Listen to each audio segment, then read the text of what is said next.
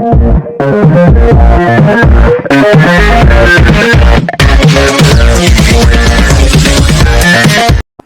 बच्चों, difference method के हम कुछ और इंपॉर्टेंट क्वेश्चंस की तरफ चलते हैं। इससे पहले मैंने अपनी 2-3 वीडियोस बनाई हुई हैं। अगर आपने वो वीडियोस नहीं देखी है तो एक बार अपने कॉन्सेप्ट को क्लियर कर लीजिएगा, तब इन क्वेश्चंस पे आइएगा।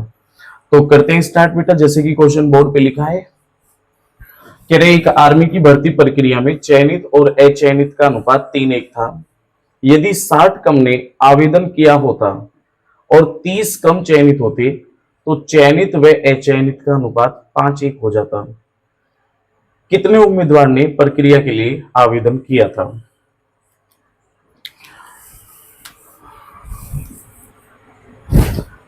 बेटा एक भर्ती थी जिसमें कुछ बच्चे सिलेक्ट हुए और कुछ नॉट सिलेक्ट हुए। इनका स्टार्टिंग का रेशो था 3 का और 1 का। यूनिट लगा देते हैं। तो नंबर ऑफ आवेदन जो आए थे, फॉर्म्स आए थे बेटा, टोटल स्टूडेंट्स कितने हुए? 4 यूनिट। इसके बाद ये कह रहा है कि यदि 60 कम ने आवेदन किया होता, टोटल फॉर्म कितने आए थे? 4 यूनिट। अगर ये 60 कम आते तो -60 कर दिया, और 30 कम चयनित होते, मतलब सिलेक्ट जो होते वो उस कंडीशन में 30 कम होते, तो ये नया अनुपात 5:1 हो जाता। किस किस का? सिलेक्ट का और नॉट सिलेक्टेड का।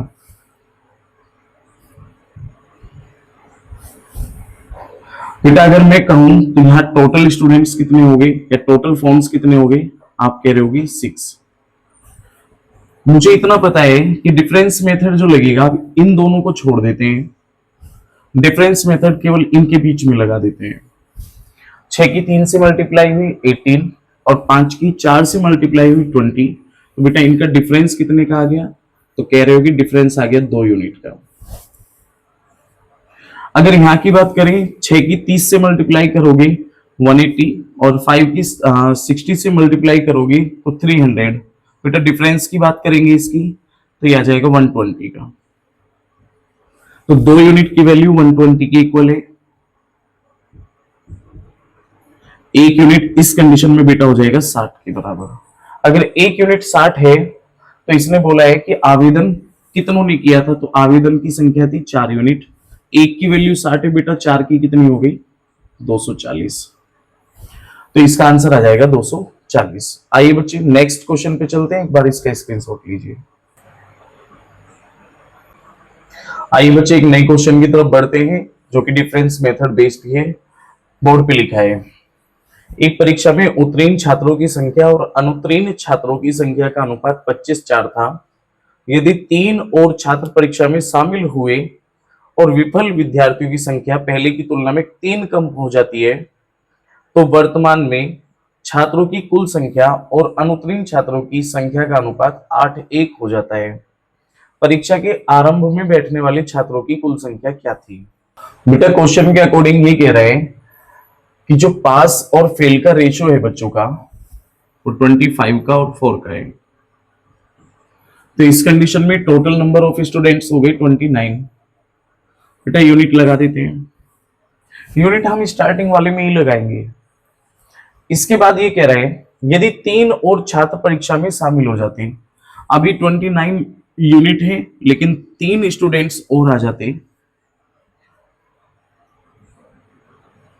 और विफल विद्यार्थियों की संख्या पहले की तुलना में 3 कम हो जाती, यानी कि फेलियर भी कितने कम हो जाते? 3 कम हो जाते। बेटा कम और ज्यादा यहां हो रहा है, तो डिफरेंस मेथड हमेशा वही काम करता है जहां कम और ज्यादा होता है। तो किसी भी कंडीशन में डिफरेंस मेथड अब यहां काम करेगा। तो इसका फाइनल रेशियो देख लेते हैं। तो ऐसी कंडीशन में वर्तमान में छात्रों की कुल संख्या, टोटल नंबर ऑफ स्टूडेंट्स, इनकी कुल संख्या और अनुत्तीर्ण छात्रों की संख्या का अनुपात, यानी कि फेलियर छात्र जो है, इनका अनुपात जो है वो 8 का और 1 का हो जाता है। ये क्वेश्चन उसने कहा है। तो बस डिफरेंस मेथड बेटा यही लगा देते हैं। 8 चौक 32, 29 की 1 से मल्टीप्लाई 29, डिफरेंस आ गया बेटा 3 यूनिट का। 8 दिया 24, और 3 डिफरेंस आ जाएगा इसका 27। तो 3 यूनिट की वैल्यू 27 है, 1 यूनिट की वैल्यू आ जाएगी 9। अगर 1 यूनिट बेटा 9 के बराबर है तो उसने पूछा है कि टोटल नंबर ऑफ स्टूडेंट्स कितने थे, तो इसकी 9 से मल्टीप्लाई करेंगे बेटा, आंसर आ जाएगा 261। आइए बेटा एक बार इसे नोट कीजिए, क्वेश्चन का स्क्रीनशॉट लीजिए, फिर आगे बढ़ते हैं। आइए बच्चे एक नए क्वेश्चन की तरफ। जैसे कि बोर्ड पे लिखा है, कह रहा है कि युद्ध से पहले कैप्टन और सिपाहियों का अनुपात 2 और 7 था। युद्ध के दौरान 25 कैप्टन और 100 सिपाही शहीद हो गए। कैप्टन व सिपाहियों का नया अनुपात 3:10 हो जाता है। युद्ध के बाद सिपाहियों की संख्या क्या होगी? तो युद्ध से पहले तो कैप्टन कह रहा है और दूसरा सोल्जर कह रहा है, सिपाही कह रहा है। भाई युद्ध से पहले ये रेशो जो था बेटा 2 और 7 का था। यूनिट लगा देते हैं,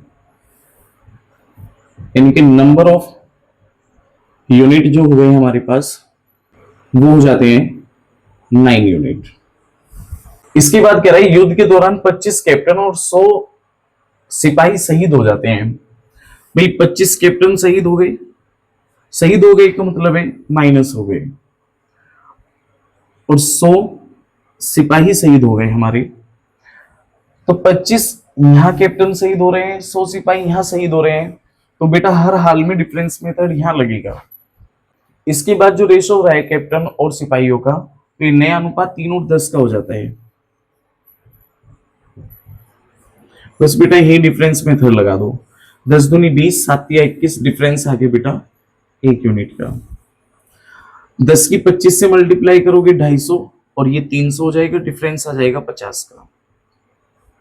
1 यूनिट की वैल्यू 50 है, तो पूछा है कि युद्ध के बाद सिपाहियों की संख्या क्या होगी। बेटा युद्ध से पहले सिपाही कितने थे? 7 यूनिट। 1 की वैल्यू 50 है तो 7 की हो गई 350। युद्ध से पहले बेटा 350 सिपाही थे, लेकिन ये कह रहा है कि युद्ध के बाद सब सिपाही कितने शहीद हो गए? 100 हो गए। तो जैसे ही 100 सिपाही शहीद हो जाते हैं तो अब कितने बचे? आप कह रहे होगे 250 अब बच जाते हैं। बस बेटा युद्ध के बाद जो है सिपाहियों की संख्या 250 होगी। ये इसका आंसर है। एक बार इस क्वेश्चन का स्क्रीनशॉट लीजिए, फिर आगे बढ़ते हैं। आइए बच्चे एक नए क्वेश्चन पे। जैसा कि बोर्ड पे लिखा है, एक समूह में लड़के व लड़कियों का अनुपात 7:6 है। यदि 4 लड़के और उस समूह में शामिल हो जाते हैं जबकि 3 लड़कियां समूह छोड़ देती हैं, तो लड़कों का लड़कियों से अनुपात जो है वो 4:3 का हो जाता है। समूह में लड़के और लड़कियों की प्रारंभ में कुल कितनी संख्या थी, ये हमें ज्ञात करना है। उस ग्रुप में बॉयज भी हैं, गर्ल्स भी हैं, तो टोटल नंबर कितने हो गए वो हम याद रख लेंगे। ये कह रहा है एक समूह में लड़के व लड़कियों का अनुपात 7 और 6 है। बॉयज का और गर्ल्स का जो रेशियो है बेटा वो 7 का और 6 का। यूनिट लगा देते हैं।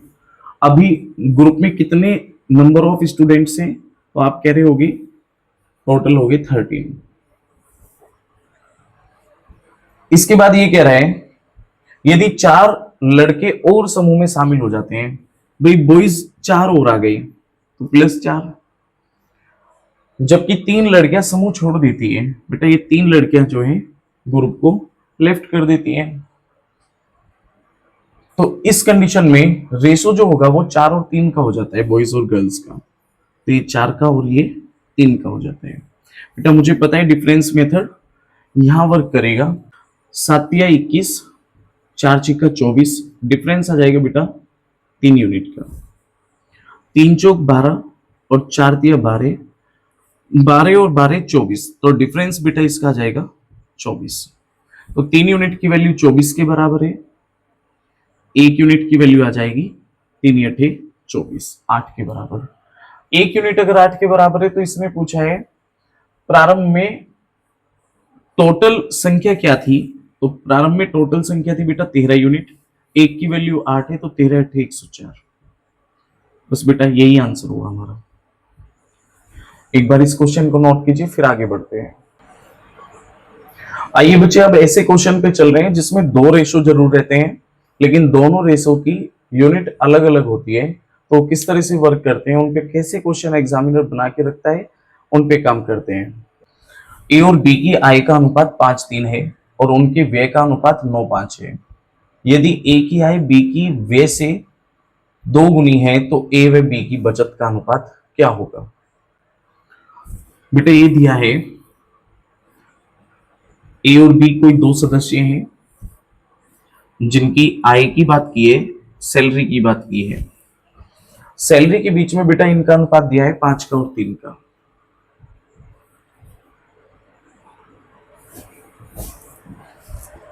इसके बाद यदि उनके व्यय का अनुपात, एक्सपेंडिचर का अनुपात, बेटा खर्च का अनुपात इन्होंने दिया है 9 का और 5 का। मैंने अभी बताया था बेटा कि अगर मैं इसकी यूनिट x मानता हूं तो इसकी यूनिट मुझे y लेनी होगी। और मुझे इतना भी पता है कि इनकम में से अगर खर्च को मैं कम कर देता हूं तो बेटा वो हमारी होती है बचत, जिसको हम सेविंग कहते हैं। बचत की यूनिट आ जाएगी 5x में से हमने 9y माइनस कर देना है और 3x में से 5y माइनस कर देना है। तो ये हमारी हो गई बचत की यूनिट। अब जैसे वो क्वेश्चन को बना रहा है उसी के तरीके से हमें पढ़ना है। वो कह रहा है कि यदि ए की आय बी के व्यय से 2 गुनी है, ए की आय तो 5x है कि बेटा 2 गुनी है बी के खर्च से यानी कि व्यय से। बी का व्यय है 5y। 5 से 5 अगर मैं काट देता हूं तो मुझे पता है y के सामने बेटा 1 आ जाएगा और x के सामने 2 आ जाएगा। उसने पूछा है तो ए और बी की बचत का अनुपात। बेटा x की वैल्यू अगर 2 है तो 5 दूनी 10, y की वैल्यू 1 है तो 9 एकम 9, 10 में से 9 कम करोगे बेटा आ जाएगा 1। 3 दूनी 6 और 5 कम करोगे ये भी कितना आ जाएगा बेटा 1 आ जाएगा। तो इन दोनों का ही रेशो बचत का कितना आ जाएगा 1:1 का आ जाएगा। बस यही हमारा क्या है फाइनल आंसर हो गया। इसी के बेस्ड एक नया क्वेश्चन लेते हैं बेटा, एक बार इसका स्क्रीनशॉट लीजिए फिर आगे बढ़ते हैं। आइए बच्चे एक नए क्वेश्चन पे आगे बढ़ते हैं। जैसा कि बोर्ड पे लिखा है, ये कह रहा है कि ए व बी की आय का अनुपात 2 और 3 है और उनके खर्च का अनुपात 1:2 है। यदि बी के खर्च का 90% ए की आय के बराबर है तो ए व बी की बचत का अनुपात कितना होगा। बेटा ये कह रहा है ए और बी की जो आय है उसका अनुपात है 2 का और 3 का। बेटा इसकी यूनिट हम x मान लेते हैं, जबकि इसके खर्च की जो यूनिट है वो बेटा 1 की और 2 की दी है। इसकी यूनिट हम y मान लेते हैं। तो इस कंडीशन में बेटा बचत जो हो जाएगी, इनकम में से अगर मैं खर्चा हटा देता हूं तो वही हमारी क्या होती है बेटा सेविंग होती है, बचत होती है। तो 2x माइनस के 1y और b की बचत जो होगी वो 3x माइनस के 2y हो जाएगी। कंडीशन ये है बेटा कि b के खर्च का 90%, b का खर्च है बेटा 2y, इस 2y का 90% किसके बराबर है। ये कह रहा है बेटा वो a की आय के बराबर है। a की आय मतलब 2x, इसके बराबर है 10 से 10, 2 से 2, तो ये 9y हो गया और ये 10x हो गया। बेटा x के सामने आ गया 9 और y के सामने आ गया 10। तो अब हम x और y की वैल्यू सेविंग में यानी कि बचत में पुट कर देंगे, वही हमारा आंसर हो जाएगा। x की वैल्यू अगर मैं 9 पुट करता हूं तो ये 18 माइनस के 10 हो जाएगा, आंसर आएगा 8। 3 की 9 से मल्टीप्लाई करेंगे 27, 2 की मल्टीप्लाई 10 से होगी 20, 27 में से 20 माइनस करोगे तो ये बनेगा 7। तो फाइनली इनकी बचत का जो रेशो आ जाता है वो 8 का और 7 का आ जाता है। यही क्या होगा इसका आंसर होगा। एक बार इस क्वेश्चन को नोट कीजिए फिर आगे बढ़ते हैं। बेटा इससे पहले कि हमने जो वीडियोस डाली हैं उनमें हमने यूनिट का एक बेसिक कॉन्सेप्ट बताया है, इसके अलावा मैंने डिफरेंस मेथड बता दिया है। अब टाइप जो चलेगा वो डिस्ट्रीब्यूशन टाइप चलेगा, डिस्ट्रीब्यूशन टाइप के बाद मैं इसके मिक्सचर क्वेश्चन लूंगा रेशो के, और वो सारे क्वेश्चन तुम्हारे एग्जाम ओरिएंटेड होंगे। एक बार समझते हैं कि डिस्ट्रीब्यूशन टाइप होता क्या है, किस तरह से एग्जामिनर इस पे क्वेश्चन सेट करता है। मान लेते हैं बेटा ए और बी दो नंबर है, मान लेते हैं एक तीसरा नंबर वो ले लेते हैं हम सी। इसको मैंने ए को मैंने 30 बोला, बी को 60 और सी को 90। अगर मैं अभी फिलहाल में इनके टोटल योग करके देखूं, टोटल सम करके देखूं, तो इनका योग आ जाएगा 180। जबकि इनका रेशो अगर मैं लेके देखूं तो बेटा ये 30 से मैं इनको डिवाइड कर सकता हूं, 1 2 और 3 का आ जाएगा 1 2 एंड 3। अगर मैं इन तीनों के रेशो का एलसीएम ले लूं तो इनका एलसीएम आ जाएगा बेटा 6। बेटा ये जो रेशो है 1 2 एंड 3, इसको मैंने इनके एलसीएम से डिवाइड करा दिया, 6 से डिवाइड कराया, तो ये 1 3 1/2 और ये 1/6 रह जाएगा। तो एग्जामिनर इस डाटा पे बेस्ड किस तरह का क्वेश्चन सेट करके दे सकता है बेटा, मैं उसे यहां लिख रहा हूं। एग्जामिनर बोलेगा 3 संख्याओं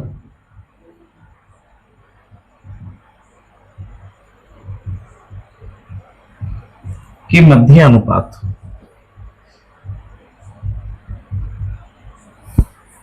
बेटा वो 1/6 1/3 1/2 है।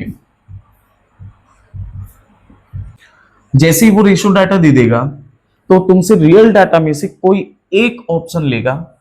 मान लेते हैं टोटल तीनों ही संख्याओं का सम जो है, जोड़ जो है वो 180 है। यदि तीनों संख्याओं का योग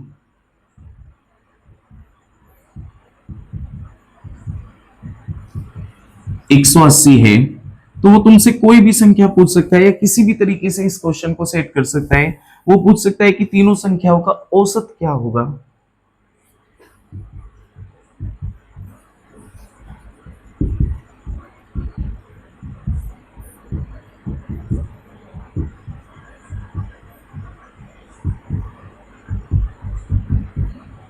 इस टाइप से वो क्वेश्चन सेट कर देता है। तो बेटा करते हैं इस क्वेश्चन को, इस तरह से डील करना है।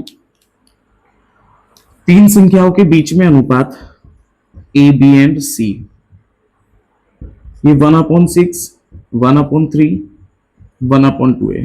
बेटा इनके डिनोमिनेटर का एलसीएम ले लेते हैं, जो कि कितना आ जाएगा 6 आ जाएगा, और उस 6 से हम इसको क्या करा देते हैं, मल्टीप्लाई करा देते हैं। तो ये बचेगा 1, 3 से 6 कट जाएगा 2 टाइम्स, ये 2, और ये बचेगा बेटा 3। यूनिट लगा देते हैं। अब ये कह रहा है कि यदि तीनों संख्याओं का योग 180, हमारे हिसाब से तीनों संख्याओं का योग कितना है, तुम कह रहे होगे 6 यूनिट, उसके हिसाब से ये 180 है, तो 1 यूनिट की वैल्यू आ गई बेटा 30। अगर 1 यूनिट की वैल्यू 30 है तो वो पूछ रहा है संख्याओं का औसत। एवरेज का मतलब बेटा होता क्या है कि जितने भी दिए गए नंबर्स हैं, अगर मैं उनके सम को उनके नंबर से डिवाइड करा दूं तो यही हमारा एवरेज होता है। एवरेज यूनिट में कितना होगा बेटा, 2 और 1 3, 3 और 3 6, और इनके नंबर है 3। 3 संख्या है तो बेटा 3 से डिवाइड करो, यानी कि 2 यूनिट। 1 यूनिट की वैल्यू 30 है तो 2 यूनिट की वैल्यू 60 हो जाएगी। बस बेटा यही क्या है, हमारा फाइनली आंसर है। अगर बेटा मैं एग्जामिनर रहा होता तो मैं इसी डाटा के ऊपर एक नया क्वेश्चन और सेट करके देता, और वो इस बार लैंग्वेज चेंज करके देता। मैं कहता कि ए बी और सी में 180 रुपए को इस प्रकार विभाजित किया जाता है कि वो 1/6 1/3 और 1/2 के अनुपात में रहते हैं। तो वो पूछेगा तुमसे ए का हिस्सा कितना होगा, बी का कितना होगा और सी का कितना होगा। बेटा मैं क्वेश्चन लिख रहा हूं, 180 रुपए की धनराशि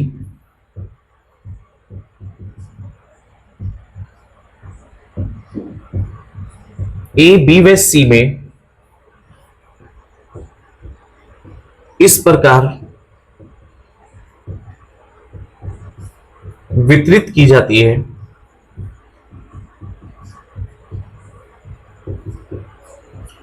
कि उनके मध्य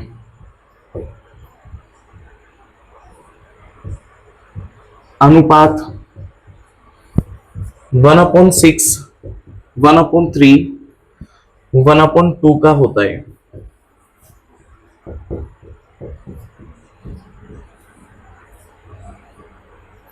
ए व बी के हिस्सों का योग ज्ञात करो। तो बेटा एक्चुअल में आंसर ए और बी के हिस्सों का योग आ जाएगा 90। अब इस क्वेश्चन को कैसे डील करेंगे, बड़ा सिंपल है बेटा। सबसे पहले ए बी और सी इनके रेशो की बात करें तो बेटा इनकी धनराशि का रेशो दिया है 16, 13 और 12 का। अब मुझे पता है बेटा इनके डिनोमिनेटर का अगर मैं एलसीएम लूं तो वो 6 ही आ जाएगा, तो क्यों ना मैं इसे 6 से मल्टीप्लाई करा दूं। 6 से मल्टीप्लाई कराते बेटा ये 1 आ जाएगा, ये 2 आ जाएगा और बेटा ये 3 आ जाएगा। अब ये रेशो की सिंपल फॉर्म हो गई बेटा। अब ये हमसे कह रहा है टोटल धनराशि थी कितनी 180 रुपए, वो इन तीनों ही यूनिट्स में बटनी है। तो कितनी यूनिट है टोटल, ये 6 यूनिट है। तो 6 यूनिट में 180 रुपए बटने हैं, तो हर एक यूनिट पे आएगा बेटा 30 रुपए। अगर हर एक यूनिट पे 30 रुपए आ रहे हैं तो उसने पूछा है ए और बी के हिस्सों का योग। तो बेटे ए और बी के हिस्सों की यूनिट है 1 और 2, तो इनके योग की यूनिट हो गई 3। 1 की वैल्यू 30 है तो बेटा 3 की वैल्यू हो गई 90 रुपए। बस हमारा ये क्या है, फाइनली आंसर है। इसी क्वेश्चन के बेस्ड में और क्वेश्चन भी सेट करूंगा बेटा, एक बार इसे नोट कीजिए फिर आगे बढ़ते हैं। आइए बच्चे इस टाइप को थोड़ा और आगे बढ़ाते हैं। मैं बता रहा हूं कि तुम्हें एग्जामिनर किस तरह से तुम्हारी बुक्स के अंदर क्वेश्चंस को सेट करता है, वो क्वेश्चन इसी तरह से बनाता है। अभी तक मैंने आप लोगों को यहां तक के सारे क्वेश्चन डील कराए हैं। इनके बेस्ड जो क्वेश्चन है उनको मैं पूरा डिटेल से कराऊंगा। अभी मैं कुछ लाइनिंग और आगे बढ़ा रहा हूं बेटा। मैं कह रहा हूं कि केवल ए और बी का रेशो बताओ, तो ए और बी का रेशो 1 और 2 का है। जबकि बी और सी के रेशो की अगर मैं बात करूं तो ये हो जाएगा बेटा 2 का और 3 का। एग्जामिनर कभी कभी ऐसे क्वेश्चन भी सेट कर देता है कि वो तुम्हें इस 180 रुपए की धनराशि को ही इन दोनों ही रेशो में अलग अलग बंटवा देता है। जैसे वो ए और बी का हिस्सा 1-2 के अनुपात में और बी और सी का हिस्सा 2-3 के अनुपात में बंटवा देता है। तो अगर ऐसे टाइप का कहीं क्वेश्चन आ जाता है बेटा तो उसकी लैंग्वेज कुछ एग्जामिनर ऐसे सेट करेगा, बोलेगा 180 रुपए की धनराशि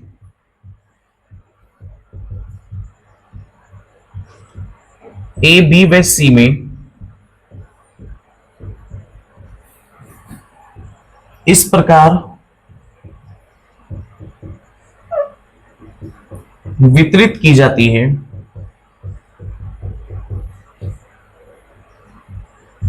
कि ए और बी का जो अनुपात है वो राशियों का अनुपात है 1 और 2 का, बी और सी की जो राशियां हैं बेटा उसका अनुपात है 2 का और 3 का।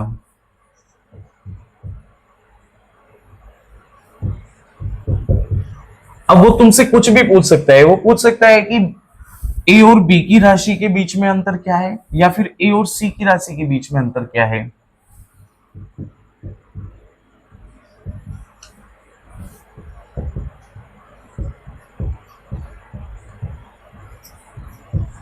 अंतर मतलब बेटा डिफरेंस क्या है।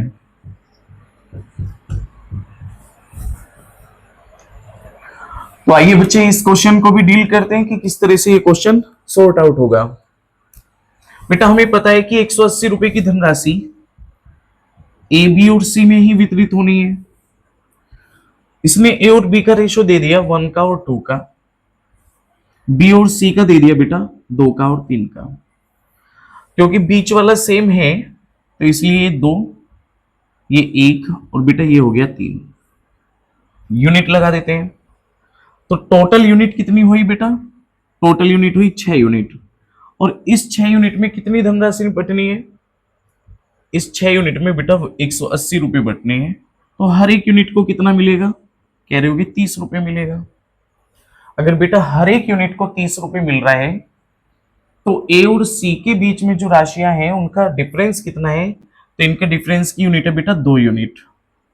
एक की वैल्यू 30 है तो 2 की वैल्यू आ जाएगी बेटा 60 रुपए। तो इनके बीच में डिफरेंस कितने का हो गया? 60 रुपए का हो गया। एक नया क्वेश्चन इसके तुरंत बाद ले रहे हैं, एक बार इस क्वेश्चन को नोट कीजिए, आगे बढ़ते हैं। आइए बच्चे, एग्जामिनर इन्हीं के ऊपर एक नया क्वेश्चन किस तरह से सेट करता है उसे समझते हैं। बेटा अभी मुझे पता है कि ए और बी का सेपरेटली जो रेशो है वो 1 और 2 का है। बी और सी का सेपरेटली रेशो 2 और 3 का है। तो मुझे पता है बेटा इसका एलसीएम 2 आएगा और इसका एलसीएम 6 आएगा। तो मैंने इसे 2 से डिवाइड करा दिया और इसे 6 से डिवाइड करा दिया। तो ये 1 2 हो गया और बेटा ये 1 आ गया और ये 1/3 आ गया और ये बेटा 1/2 आ गया। अब एग्जामिनर की जो लैंग्वेज है वो यहां से सेट होगी, वो कहेगा 180 रुपए की धनराशि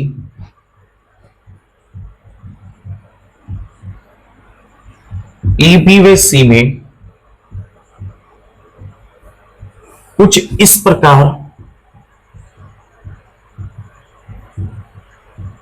वितरित की जाती है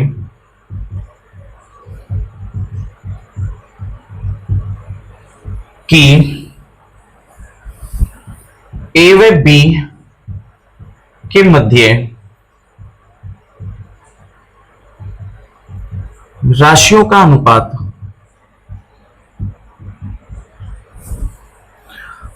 1/2 होता है। जबकि बी व सी की राशियों के मध्य यह अनुपात बेटा 1/3 एंड 1/2 होता है।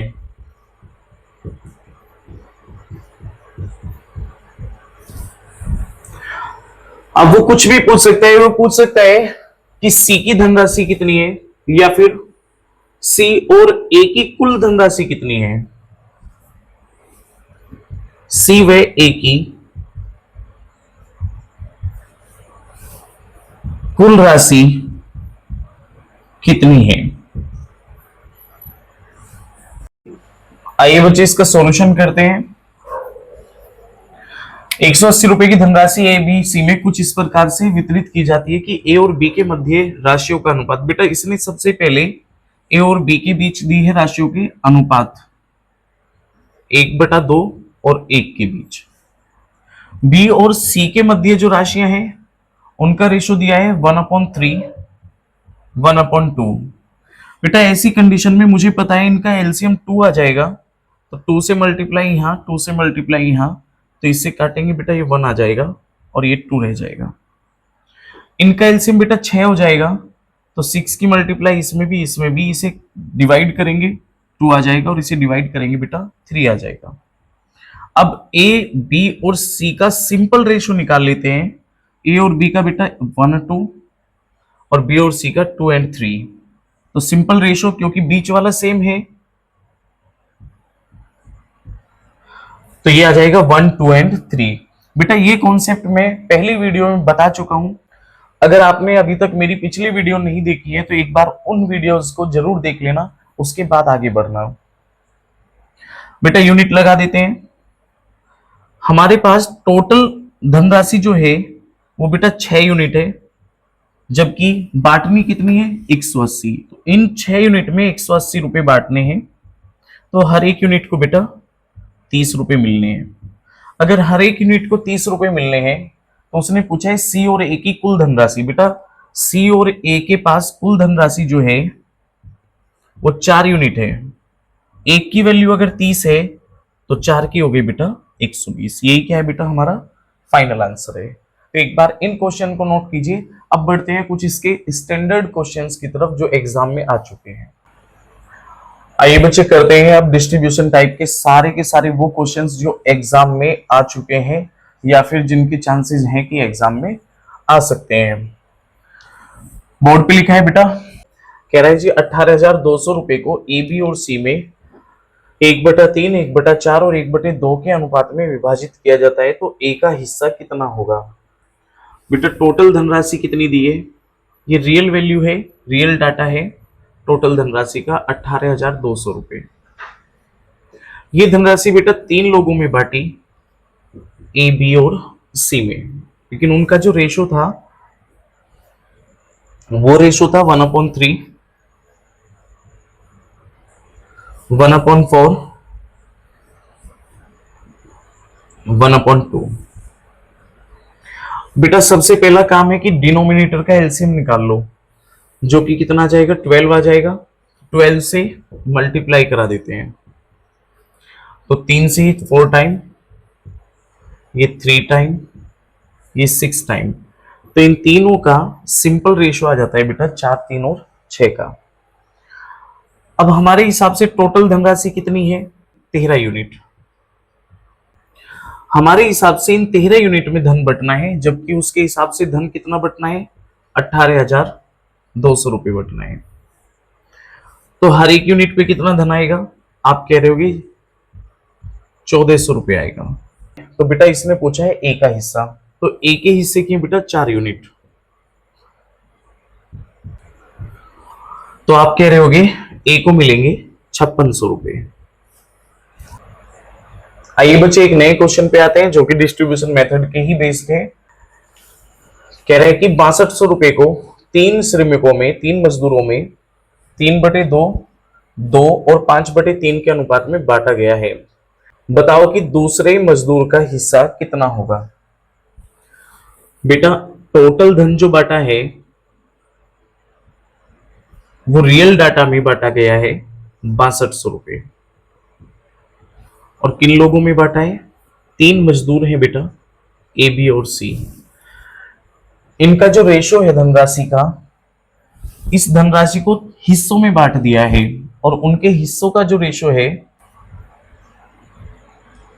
वो 3/2, 2 और बेटा 5/3 है। मुझे इतना पता है कि इन दोनों ही का एलसीएम बेटा 6 आ जाएगा, तो 6 से मल्टीप्लाई करा देते हैं तो ये 9 हो जाएगा, ये 12 हो जाएगा और ये 10 हो जाएगा। ये वो रेशो है बेटा जिसके अंदर ये 6200 रुपए बटने हैं। तो अभी हमारे पास टोटल रेशो आ जाता है धनराशि का 31 यूनिट। इस 31 में बटनी है कितनी धनराशि 6200 रुपए। तो हर एक यूनिट को कितनी धनराशि मिलेगी, कह रहे हो 200 रुपए मिल रही होगी। अगर हर एक यूनिट को 200 मिलेगी तो बी को मिल रही होगी बेटा 12 यूनिट, मतलब 2400 रुपये। तो बी का हिस्सा जो आ जाएगा वो 2400 रुपये आ जाएगा। यही बेटा इसका आंसर है। आगे बढ़ेंगे, एक नया क्वेश्चन लेंगे डिस्ट्रीब्यूशन मेथड का। एक बार इस क्वेश्चन को नोट कीजिए, आगे बढ़ते हैं। फिर आगे बढ़ते हैं एक नए क्वेश्चन की तरफ जो कि डिस्ट्रीब्यूशन मेथड के ही बेस्ड है, जैसा कि बोर्ड पे लिखा है। कह रहे हैं कि 5900 रुपए को ए बी और सी में इस तरह बांटा जाता है कि ए और बी को 3 और 4 के अनुपात में राशि मिलती है तथा बी और सी को 5 और 6 के अनुपात में राशि मिलती है। बी को कितनी धनराशि मिली है ये हमें ज्ञात करना है। तो बेटा क्वेश्चन के अकॉर्डिंग ये कह रहा है कि टोटल धनराशि है 5900 रुपये। टोटल अमाउंट जो है, टोटल मनी जो है वो बेटा 5900 रुपये है। ये 5900 धनराशि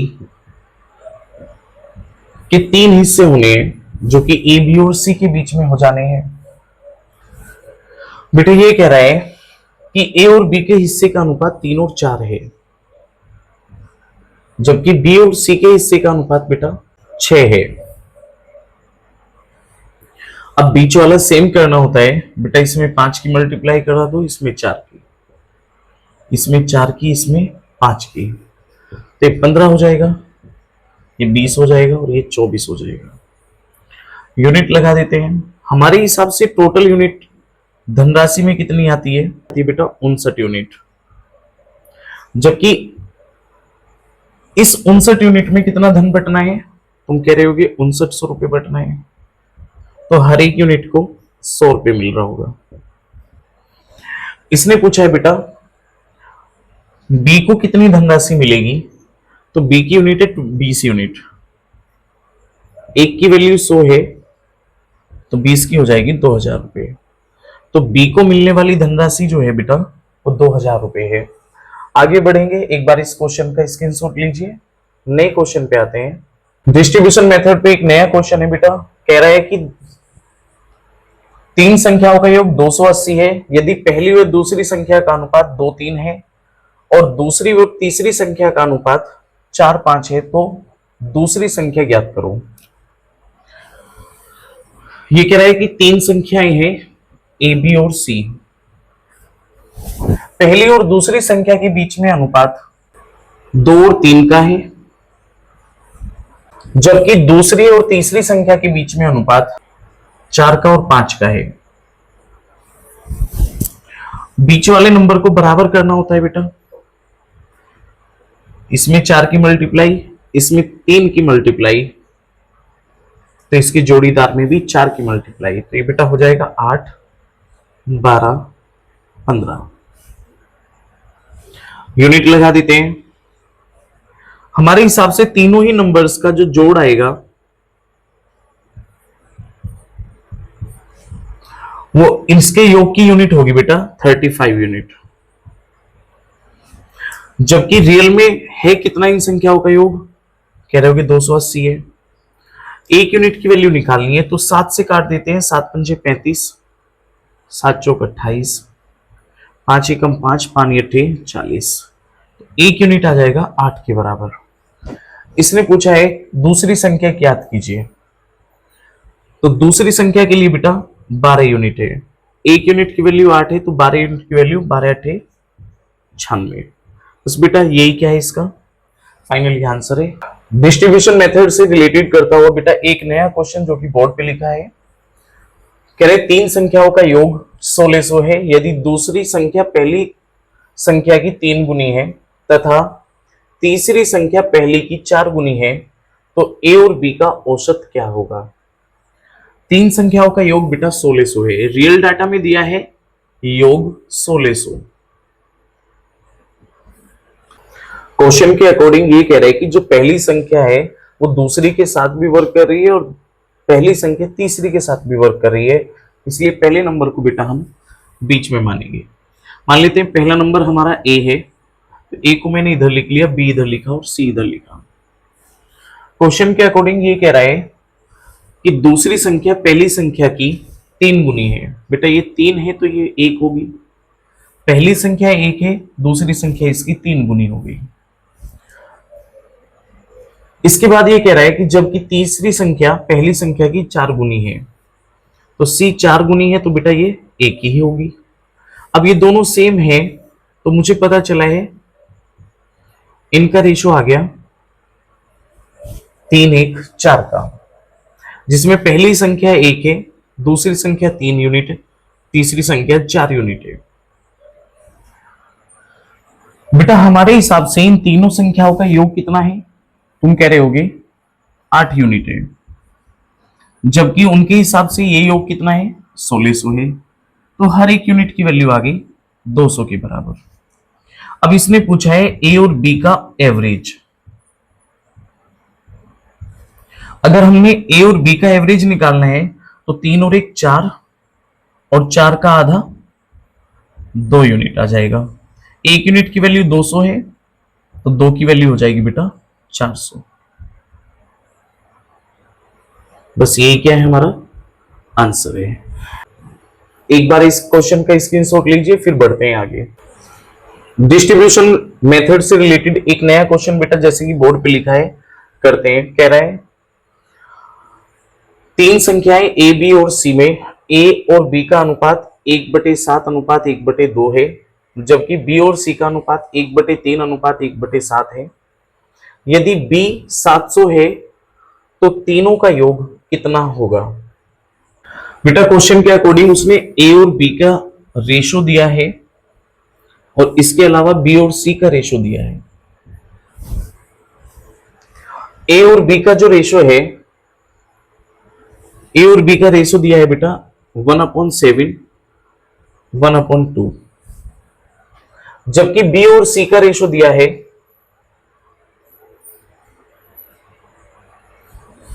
1/3 1/7। बेटा इन दोनों का एलसीएम आ जाएगा 14, तो 14 से मल्टीप्लाई करा देते हैं, एक 2 आ जाएगा और ये 7 आ जाएगा।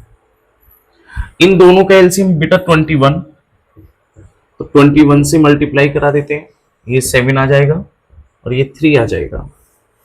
तो ए बी और सी का अगर मैं कंबाइंड रेशो देखूं तो ए और बी का 2 7, बी और सी का 7 और 3, बीच वाला बराबर है तो इसे 7, इसे 2 और इसे मैंने 3 ले लिया। यूनिट लगा देते हैं बेटा। यदि b 700 है तो तीनों संख्याओं का योग ज्ञात करो। हमारे हिसाब से b कितना है 7 यूनिट, उसके हिसाब से ये 700 है। एक यूनिट की वैल्यू आ जाएगी बेटा 100, तो तीनों संख्याओं का योग की यूनिट कितनी हो गई 12। एक की वैल्यू 100 है तो 12 की वैल्यू 1200। बस ये क्या है बेटा आंसर है। एक बार इसका स्क्रीनशॉट लीजिए, फिर आगे बढ़ते हैं। आइए बच्चे एक क्वेश्चन और करते हैं जो डिस्ट्रीब्यूशन मेथड पे ही रिलेटेड है।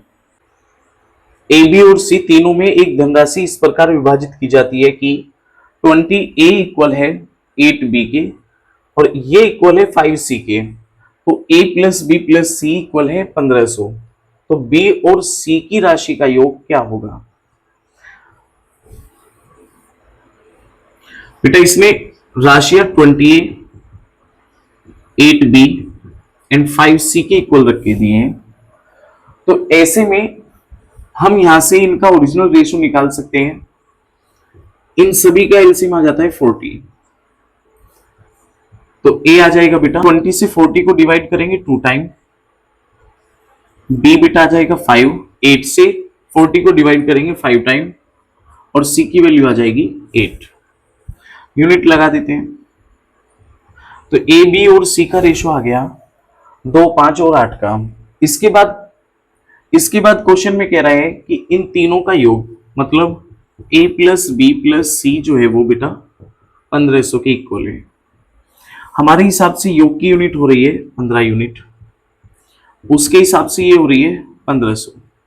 एक यूनिट की वैल्यू आ गई 100। बी और सी की राशि का योग क्या होगा? बी और सी की राशि बेटा है 13 यूनिट, तो एक यूनिट की वैल्यू 100 है तो 13 की आ गई बेटा 1300 रुपए।